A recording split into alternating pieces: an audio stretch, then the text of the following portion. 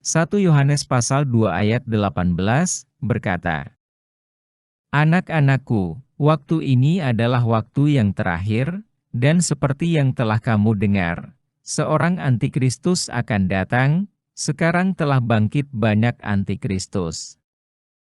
Itulah tandanya bahwa waktu ini benar-benar adalah waktu yang terakhir."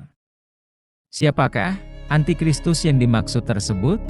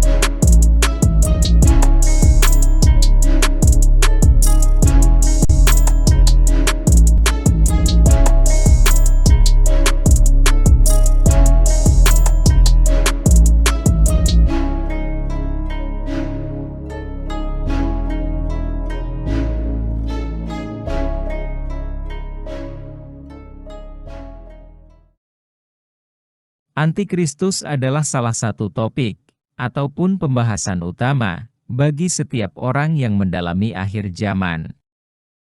Siapakah antikristus? Apakah ciri-cirinya? Dari manakah ia berasal? Apakah perannya di dalam kehidupan orang percaya? Khususnya di akhir zaman? Torah 30 menit pun memiliki pandangan kami sendiri, berdasarkan ayat-ayat yang kami pelajari. Pandangan ini mungkin berbeda dari pandangan yang lain, atau pandangan umumnya. Tetapi kami berharap para pembaca dan pendengar dapat melihatnya sebagai salah satu pendapat yang dapat diperhitungkan.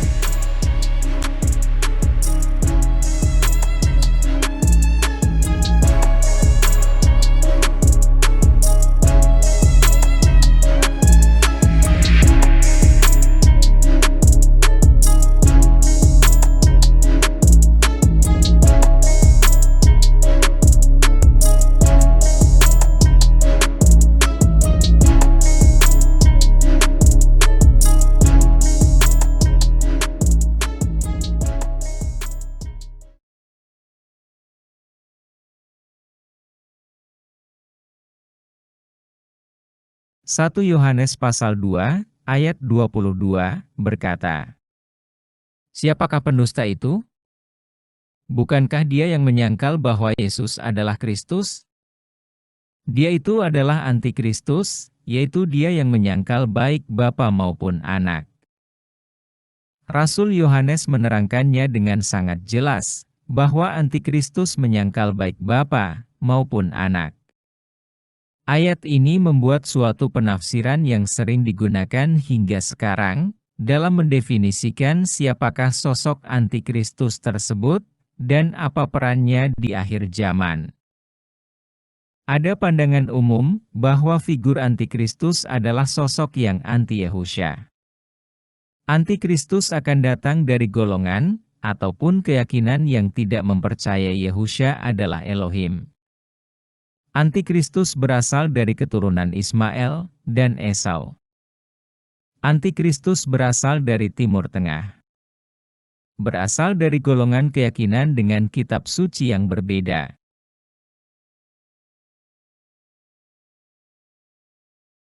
Yesaya pasal 10 ayat 5 berkata, "Celakalah Asyur, yang menjadi cambuk murkaku dan yang menjadi tongkat amarahku."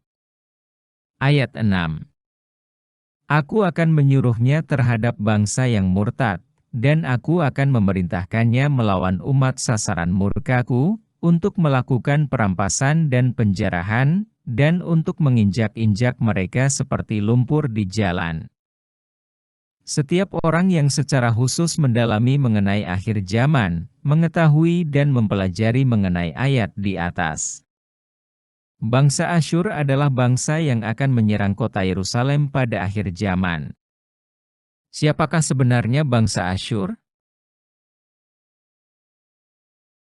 Kejadian pasal 28 ayat 8 berkata, "Maka Esau pun menyadari bahwa perempuan Kanaan itu tidak disukai oleh Ishak, ayahnya."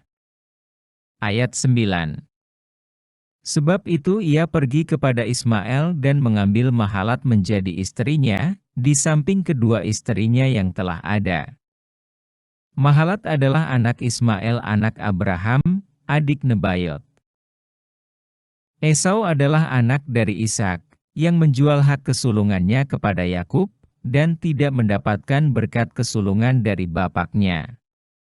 Sedangkan Ismail adalah anak Abraham dari Hagar, yang bukan merupakan anak perjanjian. Bangsa Asyur menurut analisa kami berasal dari Ismail dan Esau. Bangsa yang berasal dari nenek moyang yang tidak mendapat hak kesulungan, dan diusir karena bukan anak perjanjian. Bangsa yang penuh dengan dendam dan kemarahan. Mengenai bangsa Asyur dari Ismail dan Esau, kami tidak akan membahas secara terperinci tetapi akan bahas di konten berikutnya. Pada dasarnya kami mengerti pandangan yang mengatakan bahwa Antikristus berasal dari Timur Tengah, yang merupakan keturunan dari Ismail dan Esau, yang memiliki agama atau keyakinan yang menolak Yehusha adalah Elohim. Dan yang secara terus terang menentang Yahwa Bapa, Yehusha Kristus sebagai anak, dan Ruach HaKodes. Apalagi bila kita melihat Yesaya 10 ayat 5. Tetapi mengenai hal ini, Torah 30 menit mempunyai pandangan berbeda.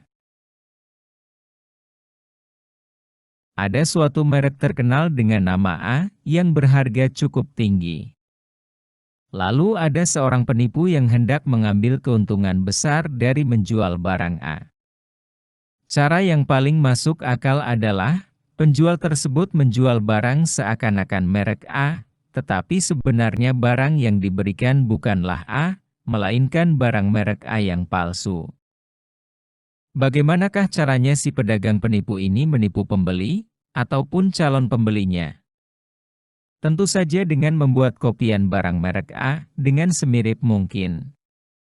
Apakah masuk akal, pembeli akan tertipu bila si penjual memperlihatkan barang yang tidak mirip dengan merek A? Apalagi bila barang tersebut sangatlah berbeda dengan karakteristik barang merek A.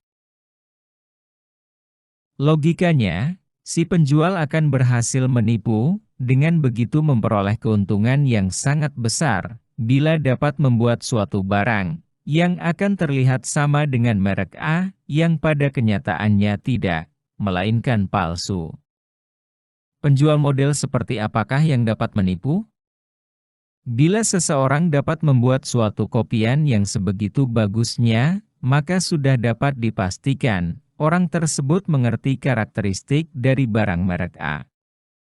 Hanya seseorang yang mengerti dengan baik suatu benda, sehingga dapat membuat kopiannya sebaik mungkin.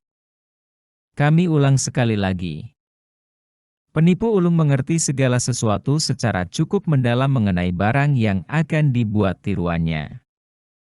Sehingga akan sangat sulit sekali mengetahui kepalsuan barang tersebut. Pembeli model seperti apakah yang dapat ditipu?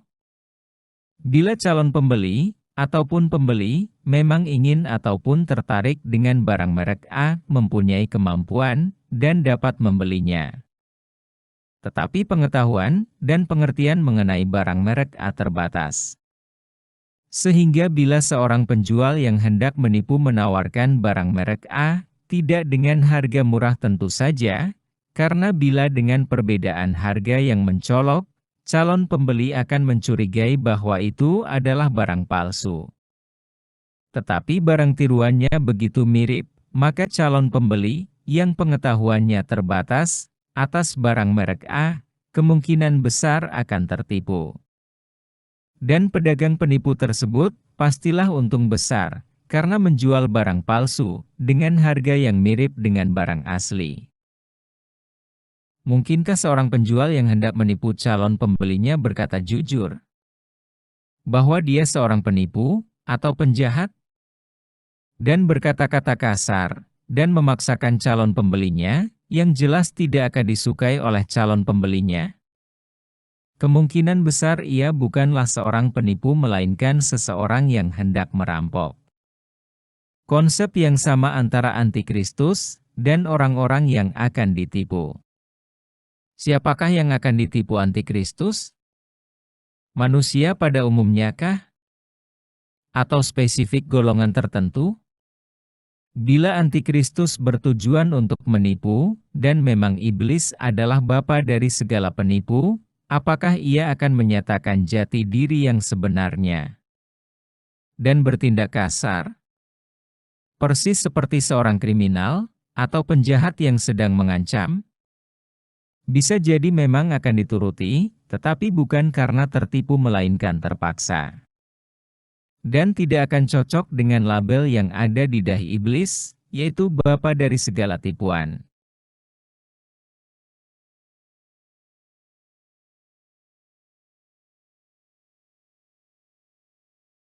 Matius pasal 24 ayat 21 berkata, "Sebab pada masa itu akan terjadi siksaan yang dahsyat seperti yang belum pernah terjadi sejak awal dunia sampai sekarang dan yang tidak akan terjadi lagi." Akan ada suatu masa di mana antikristus akan memerintah seluruh muka bumi. Pada masa tersebut akan terjadi suatu aniaya yang begitu dahsyatnya, yang tidak pernah terjadi di muka bumi ini. Kepada siapakah siksaan itu ditujukan? Kepada semua orang di muka bumi yang masih hidup pada saat itu? Harap diingat, yang akan menghancurkan bumi dengan isinya, bukanlah antikristus, melainkan Kristus sendiri, dengan murkanya pada akhir zaman. Menurut pandangan Torah 30 menit, siksaan tersebut ditujukan khususnya untuk orang-orang percaya. Karena tujuannya adalah agar setiap orang-orang percaya mengikuti antikristus, dan bukan Kristus. Bukankah semua orang percaya sudah terangkat pada masa itu? Sebagian memang sudah terangkat, atau dipindahkan, tetapi sebagian lagi masih berada di muka bumi, di mana antikristus memerintah. Kami akan membahas di konten berikutnya, tema yang membahas, siapakah yang terangkat dan siapakah yang tertinggal dari orang-orang percaya. Matius pasal 24 ayat 24, berkata, "Sebab Mesias-Mesias palsu dan nabi-nabi palsu akan muncul dan mereka akan mengadakan tanda-tanda yang dahsyat dan mujizat-mujizat, sehingga sekiranya mungkin, mereka menyesatkan orang-orang pilihan juga." Pada masa tersebut, antikristus dan para pengikutnya akan mengadakan mukjizat, dan tanda-tanda ajaib, kemungkinan seperti masa rasul-rasul. Apakah para pengikut antikristus hanya mengadakan mukjizat dan tanda-tanda ajaib pada masa akhir zaman atau masa pemerintahan antikristus saja? Menurut pandangan Torah 30 menit, tidak. Hal tersebut bukanlah yang pertama mereka kerjakan, tetapi yang pertama mereka lakukan bersama-sama dengan antikristus secara pribadi. Yang perlu dilihat di sini, kalimat menyesatkan orang-orang pilihan. Jadi jelas tujuan utama antikristus dan pengikutnya, menyesatkan orang-orang percaya.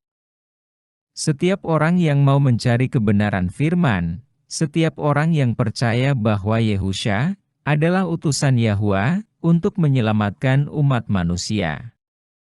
Setiap orang yang mau membuka hatinya untuk mendapatkan hikmat dan pengajaran dari Ruach HaKodes.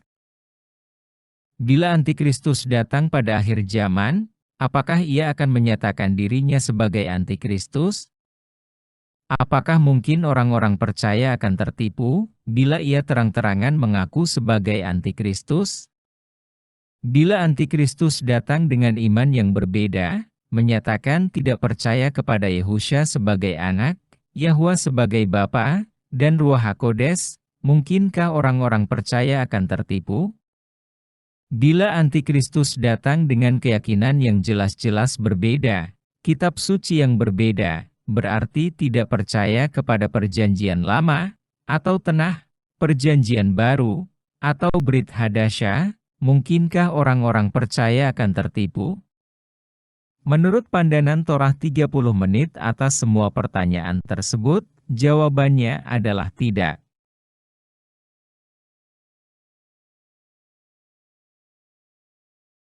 Yehezkiel pasal 13 ayat 3, berkata, "Beginilah firman Yahwa Elohim, celakalah nabi-nabi yang bebal yang mengikuti bisikan hatinya sendiri dan yang tidak melihat sesuatu penglihatan." Ayat 4. Seperti anjing hutan di tengah-tengah reruntuhan, begitulah nabi-nabimu, hai Israel. Berikutnya kita lompat langsung ke ayat 7. Bukankah penglihatan tipuan yang kamu lihat dan tenungan bohong yang kamu katakan, kalau kamu berkata, demikianlah firman Yahwa, padahal aku tidak berbicara? Nabi-nabi palsu sudah ada sejak zaman dahulu kala. Bila kita lihat definisi yang diberikan Yahwa, mereka berasal dari internal Israel, atau dari dalam.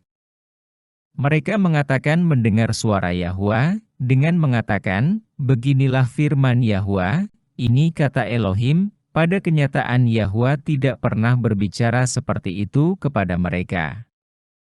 Mereka berbicara seakan-akan sebagai nabi, atau perantara yang memperkatakan perkataan Yahwa Bapa kepada bangsa Israel, padahal tidak sama sekali.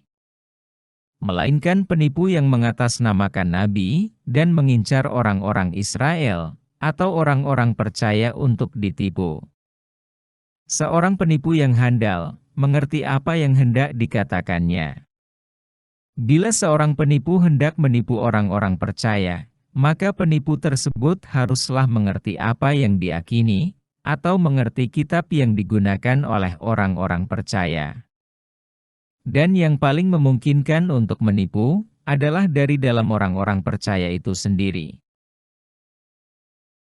Matius pasal 7, ayat 15, berkata, "Waspadalah terhadap nabi-nabi palsu yang datang kepadamu dengan menyamar seperti domba, tetapi sesungguhnya mereka adalah serigala yang buas." Apa yang terjadi pada masa nabi-nabi, atau Tanakh, atau perjanjian lama, akan terjadi lagi di era Yehusha dan para rasul. Sehingga Yehusha kembali mengingatkan bangsa Yahudi atas kehadiran nabi-nabi palsu, dan menyebut mereka serigala yang buas. Jelas nabi-nabi palsu tidak hadir hanya ketika masa pemerintahan Antikristus. Tetapi sudah ada sejak zaman dahulu kala, yang sudah ditulis di perjanjian lama, atau Tanakh. Dan kehadiran nabi-nabi palsu kembali diingatkan oleh Yehusha di perjanjian baru, atau Brit Hadasyah. Itu artinya, nabi-nabi palsu pun sudah ada, pada masa Yehusha ada di muka bumi ini sebagai pribadi. Jadi, nabi-nabi palsu menurut pandangan Torah 30 menit, sudah ada, dan kemungkinan besar mengadakan tanda-tanda yang dahsyat, dan mujizat-mujizat, dari zaman dahulu kala, zaman para nabi, zaman Yehusha, dan juga masa antara, naiknya Yehusha ke sorga sampai kedatangannya kembali. Dan klimaksnya, pada masa pemerintahan Antikristus, bersama dengan Antikristus sendiri, secara pribadi.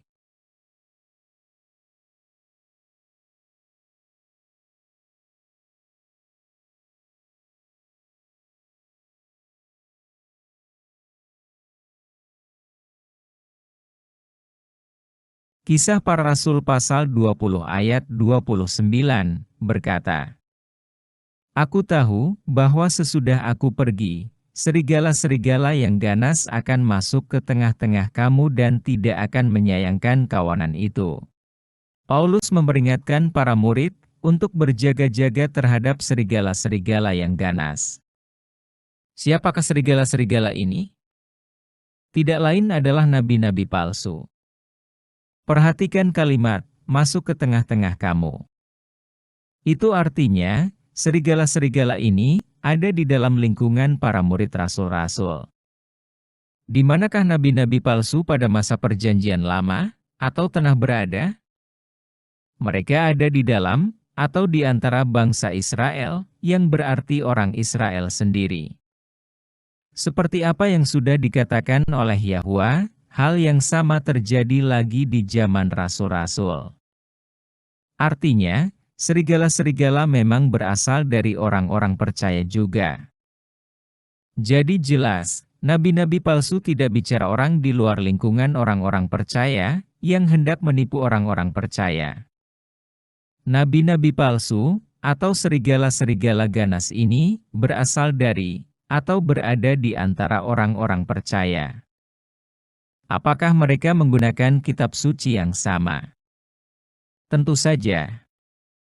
Menurut pandangan Torah 30 menit, nabi-nabi palsu ini justru menggunakan ayat-ayat Alkitab, dan mengerti isi Alkitab. Dan akan berkata, ini kata Tuhan, untuk menyatakan bahwa suara mereka berasal dari Roh Kudus. Pada kenyataannya tidak. Apakah mereka juga menyatakan percaya kepada Yehusha Anak, Yahwa Bapa, dan juga Ruach HaKodes? Jawabannya ya.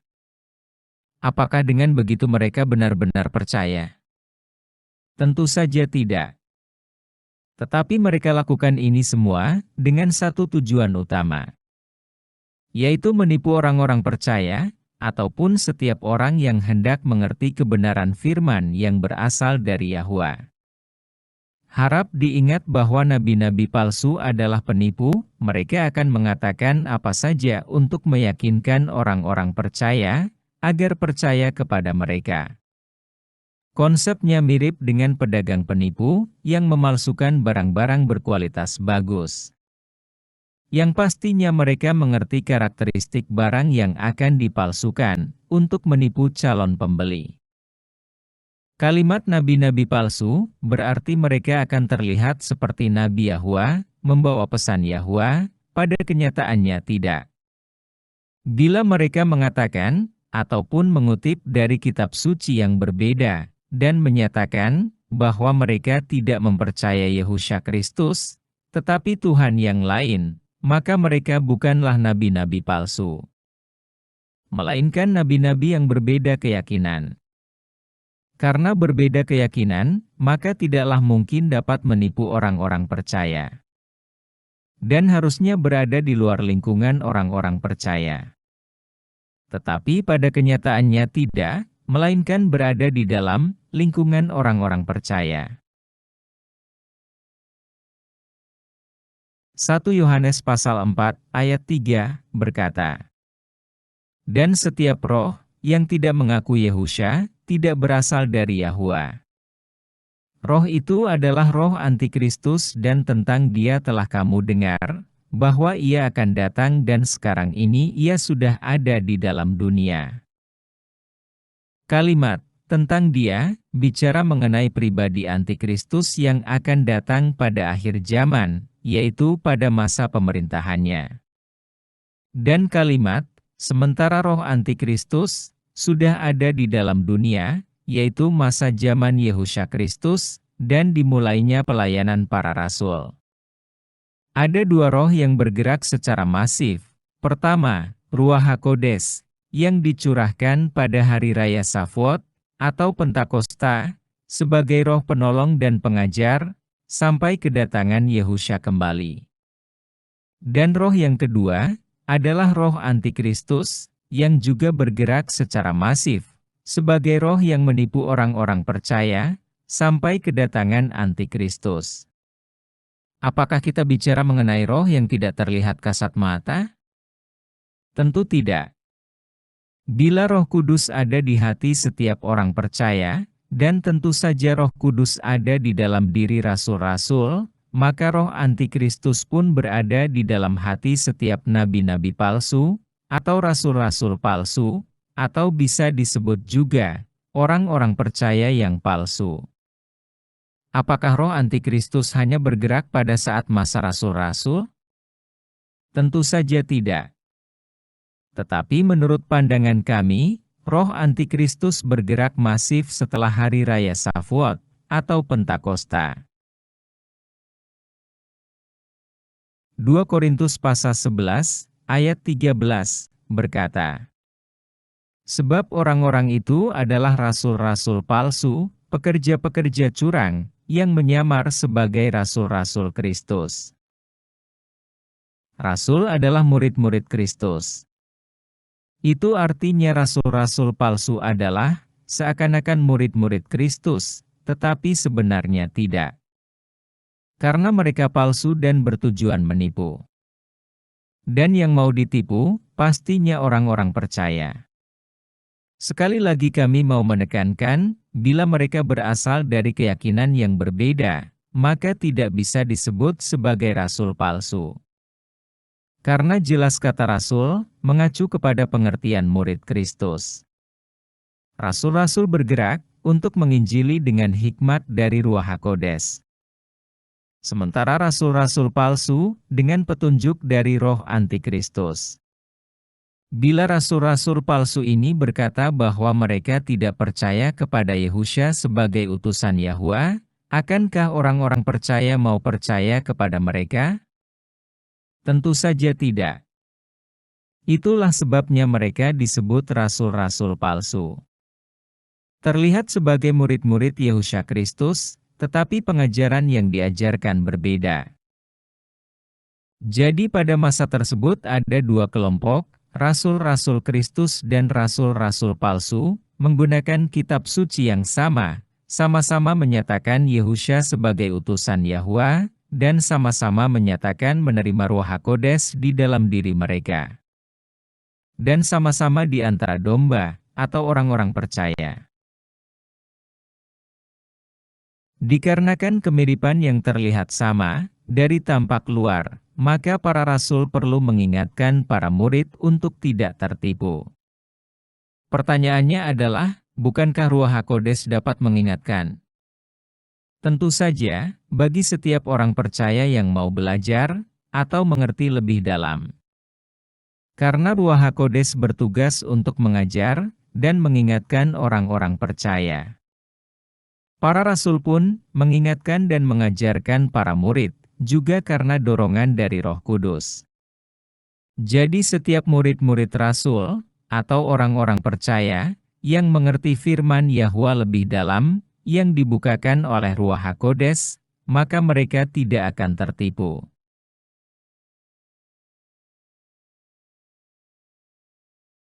Kita bisa lihat bahwa Ruach HaKodes dan roh antikristus bekerja dan berada di dalam lingkungan orang-orang percaya.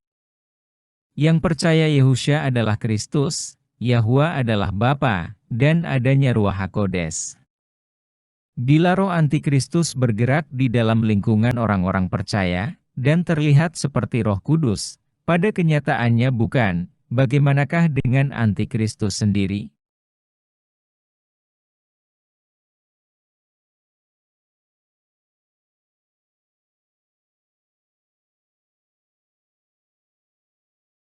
Apakah antikristus adalah figur yang menolak Yehusha sebagai Kristus, yang merupakan utusan Yahwa Bapa? Sudah pasti demikian. Tetapi apakah antikristus akan terang-terangan, atau berterus terang mengatakan bahwa ia menolak Yehusha? Apakah antikristus menyatakan dirinya kepada orang-orang percaya, atau manusia pada umumnya, bahwa ia berasal dari keyakinan, dan kitab suci yang berbeda dari orang-orang percaya? Apakah antikristus akan terang-terangan, secara jujur akan terbuka menyatakan bahwa ia adalah antikristus? Bila nabi-nabi palsu, rasul-rasul palsu, yang disebut serigala-serigala buas, berada di dalam persekutuan orang-orang percaya, menyatakan dirinya sebagai orang percaya, dengan kitab suci yang sama, pastinya antikristus pun, sebagai pemimpin atau Tuhan mereka jugalah sama. Berada di tengah-tengah orang percaya. 2 Korintus pasal 11 ayat 14, berkata, "Hal itu tidak usah mengherankan, sebab iblis pun menyamar sebagai malaikat terang." Ayat 15. Jadi bukanlah suatu hal yang ganjil, jika pelayan-pelayannya menyamar sebagai pelayan-pelayan kebenaran. kesudahan mereka akan setimpal dengan perbuatan mereka. Sama seperti orang-orang percaya mengikuti teladan Kristus, kita lihat bahwa nabi-nabi palsu, rasul-rasul palsu, menyamar sebagai pelayan-pelayan kebenaran, dan berada di tengah-tengah orang benar. Apa yang mereka lakukan, dikarenakan mereka mengikuti apa yang dilakukan oleh iblis, atau Tuhan mereka. 2 Tesalonika pasal 2, ayat 4, berkata, yaitu lawan, yaitu si pendurhaka, atau antikristus, yang meninggikan diri di atas segala yang disebut atau yang disembah sebagai Yahwa. Bahkan ia duduk di bait Yahwa dan mau menyatakan diri sebagai Elohim. Antikristus akan menyatakan dirinya sebagai Tuhan. Dan ia akan duduk di bait suci, tentu saja yang dimaksud adalah bait suci orang-orang percaya. Bait suci yang sama, yang ada di Tenak, atau Perjanjian Lama. Antikristus tidak datang dengan atribut-atribut yang berbeda dengan orang-orang percaya, tetapi dengan keyakinan dan kitab suci yang sama, karena ia akan mengaku sebagai Yesus Kristus, yaitu Tuhan dari orang-orang percaya.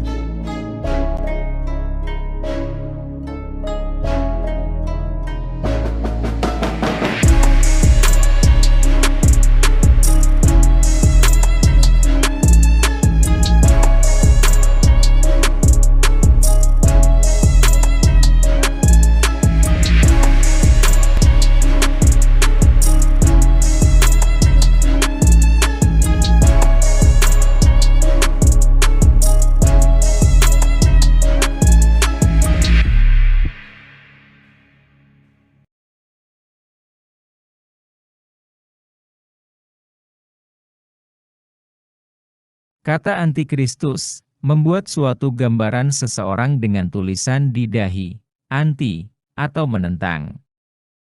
Seseorang yang jelas-jelas, atau secara terus terang menentang eksistensi Yehusha sebagai Elohim, utusan Yahwa Bapa. Terlihat kata anti, membuat antikristus tidak menutupi siapa dirinya yang sebenarnya.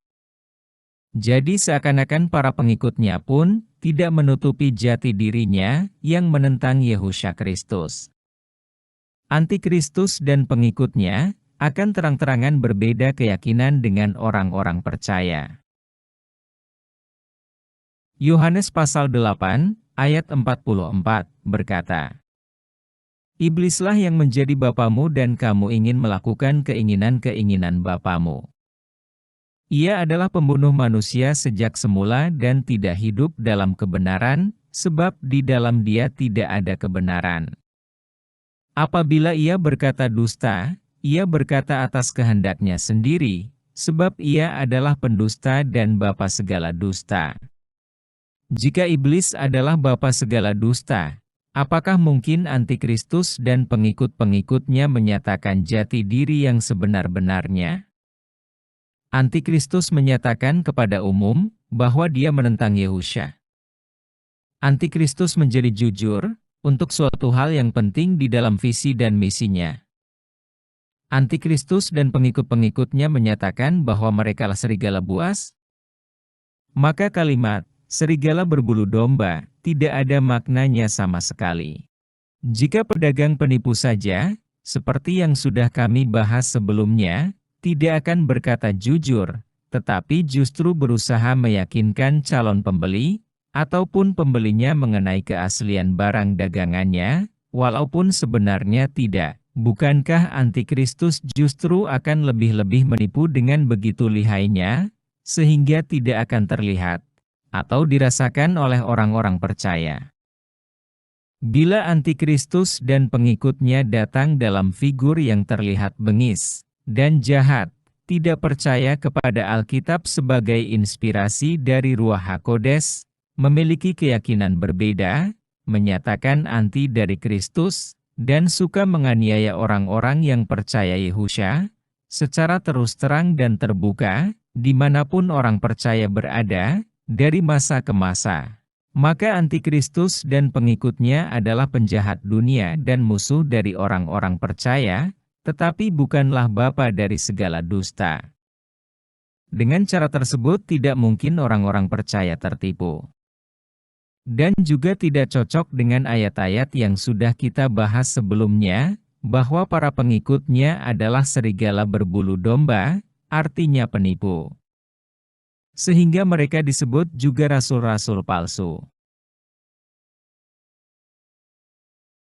Mari kita lihat kata antikristus dalam bahasa Yunaninya.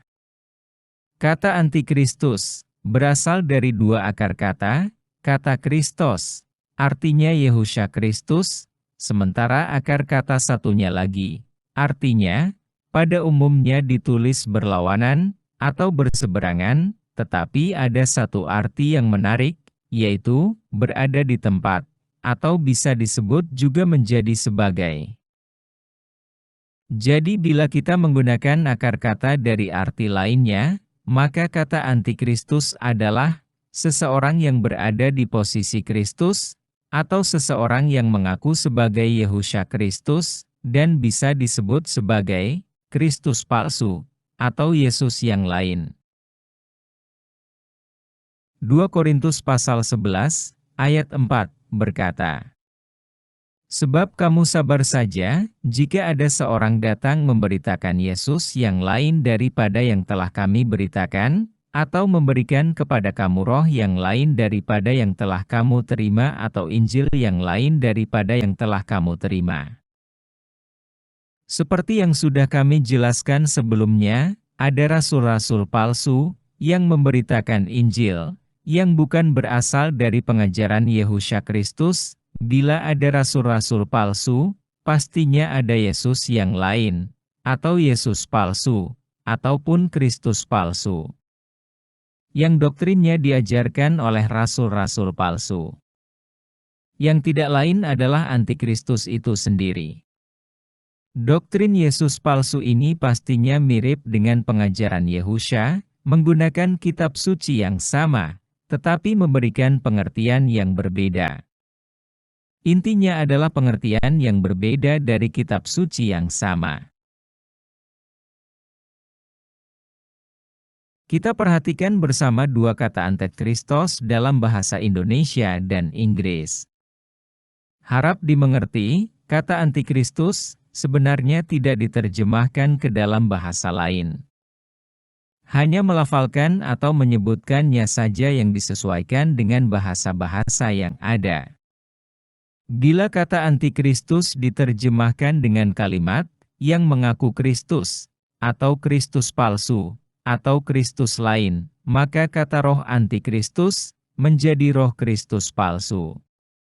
Maka, dalam hal ini pembaca, ataupun orang-orang percaya akan melihat bahwa ada dua pribadi yang berbeda tetapi akan terlihat kemiripannya.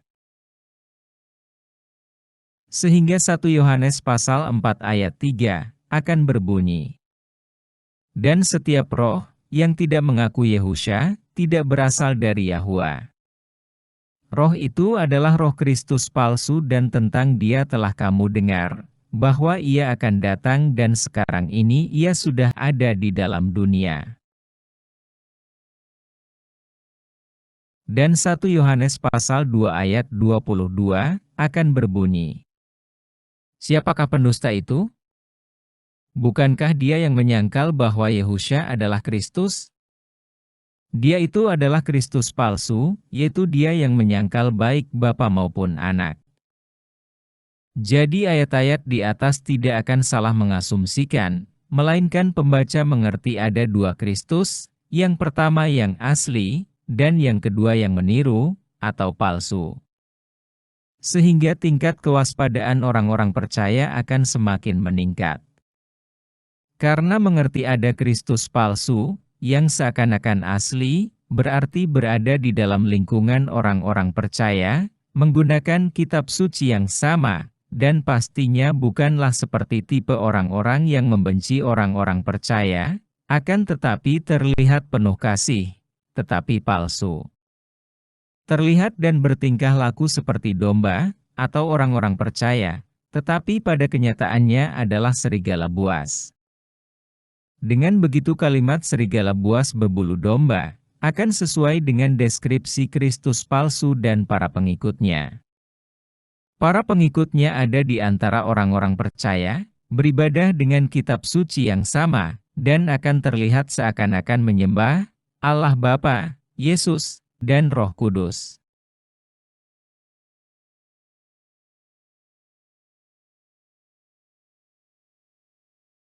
Matius pasal 24 ayat 15, berkata, "Jadi apabila kamu melihat pembinasa keji berdiri di tempat kudus, menurut firman yang disampaikan oleh Nabi Daniel, para pembaca hendaklah memperhatikannya."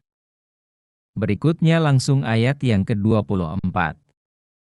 Sebab Mesias-Mesias palsu dan nabi-nabi palsu akan muncul dan mereka akan mengadakan tanda-tanda yang dahsyat dan mujizat-mujizat, sehingga sekiranya mungkin, mereka menyesatkan orang-orang pilihan juga. Jadi ketika Kristus lain, berdiri di suatu tempat kudus berdasarkan kitab tenah, atau perjanjian lama, untuk mempersiapkan kerajaannya, maka para pengikutnya, yang sudah berada di dalam komunitas orang-orang percaya, akan menyatakan bahwa Yesus yang palsu tersebut adalah Mesias, yang sudah dinubuatkan di kitab perjanjian lama, dan juga perjanjian baru. Dan para pengikut Kristus palsu tersebut akan mengadakan mukjizat-mukjizat, yang orang biasa tidak bisa kerjakan, yang diakui berasal dari kuasa Roh Kudus, padahal tidak. Tipuan terbesar antikristus akan terjadi, yang belum pernah ada sepanjang masa, dari zaman para nabi, hingga era Kristus dan para rasul, sampai masa menjelang akhir zaman. Dengan mengakui bahwa dirinya, yaitu Kristus palsu, adalah Tuhan Yesus Kristus. Itulah tipuan terbesar iblis sepanjang masa. Pada akhir zaman, Kristus palsu, atau Yesus lain, akan mengaku sebagai Mesias yang datang dari sorga, yang dinanti-nantikan orang percaya. Dan hal ini akan diamini oleh para pengikutnya. Sehingga akan banyak orang yang tertipu. Harap dimengerti, iblis adalah bapa dari segala dusta. Jika ia hendak mengadakan tipuannya yang terakhir dan terbesar, haruslah di akhir zaman. Era di mana tipuan terbesar iblis akan terjadi, yang tidak pernah terjadi sebelumnya. Yang tidak akan dengan mudah diketahui. Bahkan oleh orang percaya sekalipun.